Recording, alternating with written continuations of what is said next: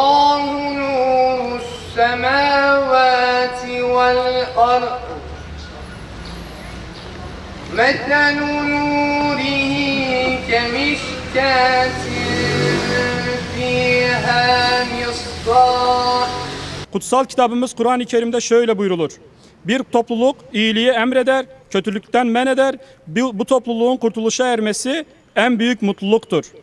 Bizler kötülüğe karşı durmanın, zalime karşı gelmenin ve mazlumun yanında olmanın önemini bilerek buradayız.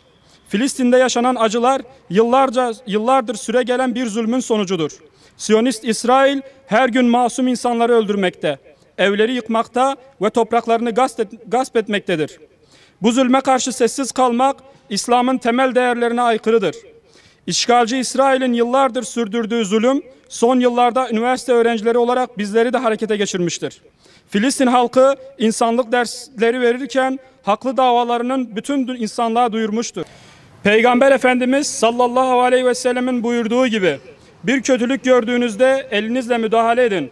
Gücünüz yetmezse dilinizle, ona da gücünüz yetmezse kalbinizle buğz edin. Bizler de bu ilkeyi izleyerek Filistin'de yaşanan zulme karşı sessiz kalmayacağımızı ilan ediyoruz.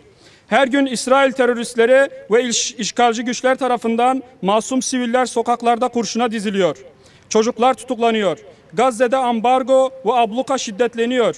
Bu zulüm ve katliam karşısında sessiz kalmak, insan olarak kalmanın bedelini ödemek anlamına gelir. Gazze halkı çocuklarının kanlarıyla bu bedeli ödüyor. Geçtiğimiz haftalarda ABD'nin New York kentinde Columbia Üniversitesi'nde öğrenci ve akademisyenlerin katılımıyla başlayan İsrail karşıtı gösteriler dünya genelinde onurlu bir duruşun fitilini ateşlemiştir. Sağlık Bilimleri Üniversitesi olarak Filistin halkının yanında olduğumuzu ve İsrail'in zulmüne karşı duracağımızı bir kez daha ilan ediyoruz. İslam'ın öğretileri doğrultusunda zalime karşı gelmek ve mazlumun yanında olmak bizim görevimizdir. Amin. Ey Rabbimiz Allah'tır dediği için eza ve cefa gören, zulmedilen, yurtlarından sürülen, katliama uğrayan mazlumların, mustazafların Rabbi. Yalnız sana sığınıyor ve yalnız senden yardım diliyoruz.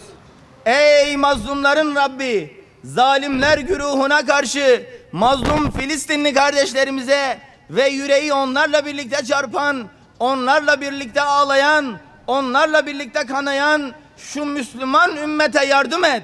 Amin. Ey Allah'ım, bozguncular güruhuna karşı bize yardım et. Amin. Küresel istikbara karşı bize yardım et. Amin. Ümmeti Muhammed'i ve kahraman intifada erlerini sahipsiz bırakma Allah'ım. Amin.